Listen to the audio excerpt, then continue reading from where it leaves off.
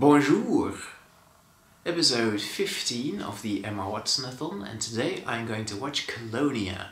This is actually the last movie in the Emma Watson-a-thon that I have no idea what it's about.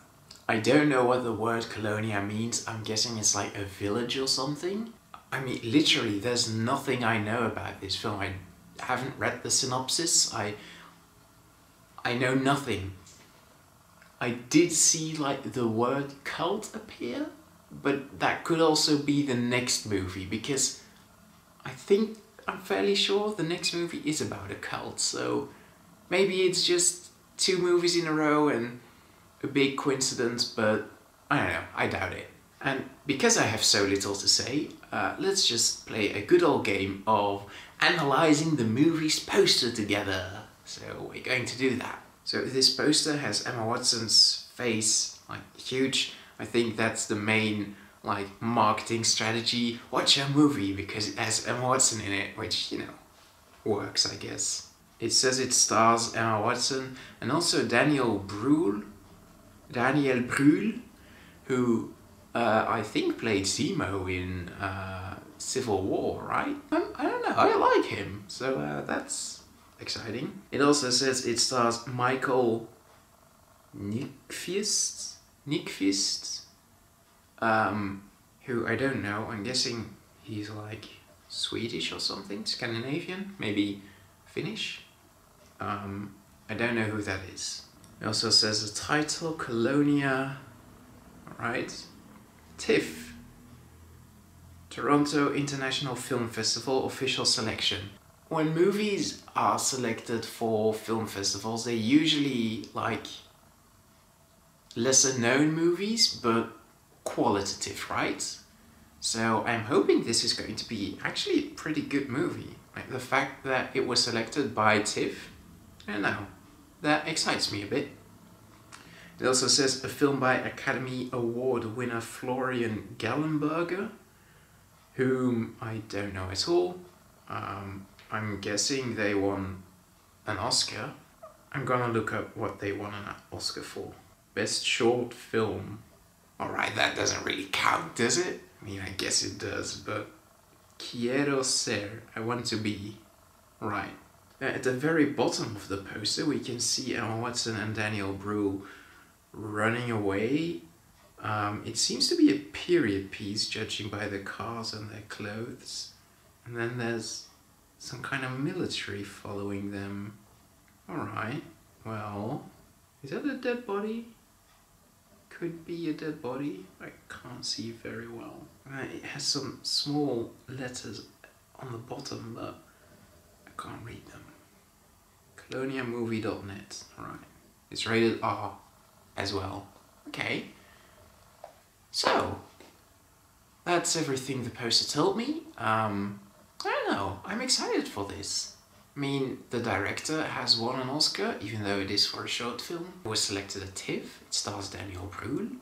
It's a period piece. I mean, it's like a 50s or 60s period piece, which is always nice. I'm a bit optimistic for this. The score on IMDb was 7.3 or something?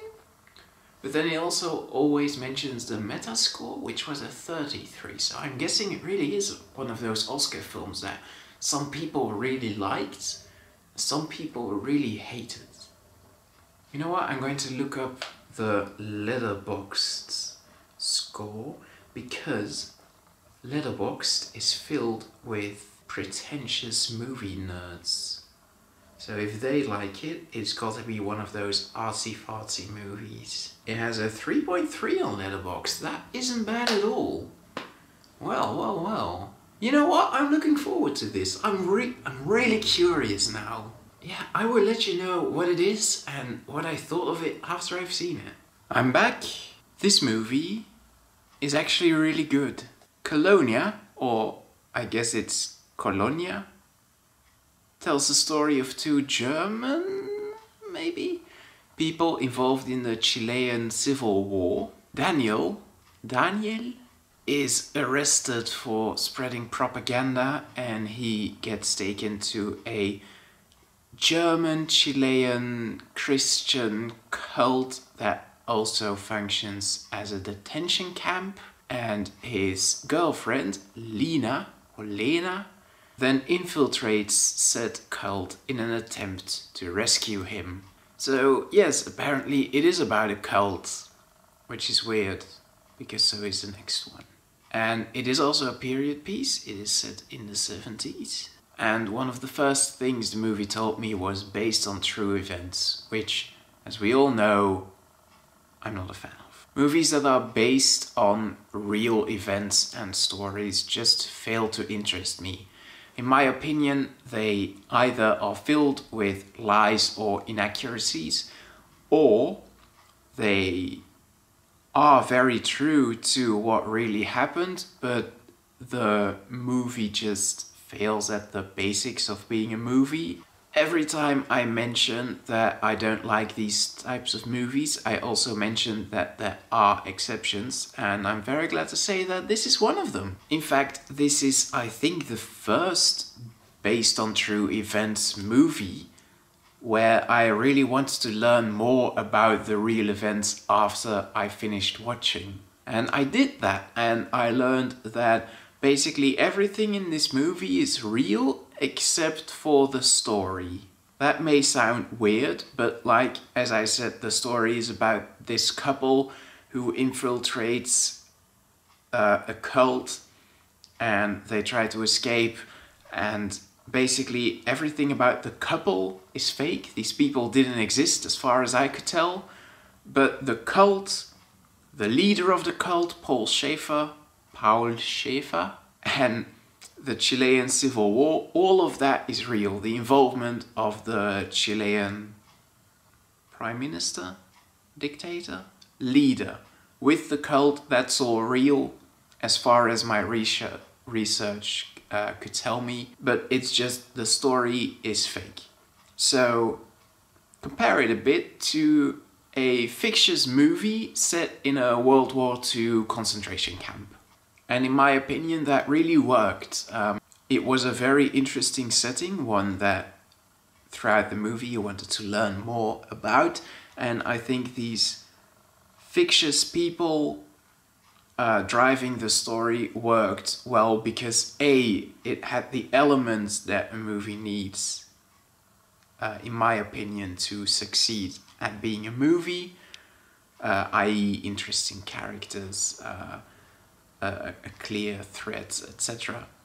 And on the other hand, using these fictitious characters also was maybe a bit more sensitive towards the people that were actually involved. The reason that I said German in the very beginning of this afterthoughts portion of the video is because it's clear that Daniel is German. It's mentioned a couple of times, but while all Germans in this movie have German accents, and some of them are even played by German actors, Emma Watson just uses her normal English accent. However, it's never mentioned that she's actually English. She flies, because she's a stewardess, with the company Lufthansa, which is a German company. And also, when she gets in trouble, she goes to the German embassy, and this is at a point where Daniel is not with her. So, I guess she's supposed to be German too, but I thought that wasn't very clear from the movie. One could argue that being a stewardess, she just evolved a very good English accent that wouldn't really work because her colleagues don't have a very clear English accent, but you know, maybe she studied in England or something, I don't know. Mikael Nyqvist, who by the way is Swedish, and I'm definitely pronouncing that wrong, does a terrific job as Paul Schaefer. He was really scary and he just oozed this uncomfortable power the entire time. And it was a great villain. And by the way, I said in my pre-thoughts that I didn't know who Mikael Nyqvist was, but that was a lie apparently. I do know him. He plays the bad guy in John Wick, which is a very good movie. Also, between this, the MCU, and The King's Man, I'm starting to become a real fan of Daniel Brühl. I think he's very good. But of course we're all here for Emma Watson, and I'm glad to tell you, she was great in this movie. Not only was her character very interesting, and by the way, Elena is definitely one of the best characters Emma Watson has ever played, but Emma Watson herself also performs really well in this movie. Also, she constantly reminded me of how bad of an undercover agent I would be, which wasn't very fun, but yeah. So all in all, I really liked this movie. I thought it was a really tense and also very interesting. I loved to... well, love is maybe not the right word, but I was very interested in the colony and everything going on around it. It was also very terrifying to discover that these things actually really happened and probably are still happening somewhere. Cults are still a real thing. There were some aspects that didn't really make sense to me, like I said, the nationality of Lena, and why these Germans are so invested in the Chilean revolution, but those were all things that I'm willing to, you know, ignore because I thought the rest of the movie was good and maybe they are explainable. So all in all, I'm going to give Colonia an 8 out of 10. Next episode I will be watching Regression. Oh boy. So do join me for that, and I will see you then. Goodbye.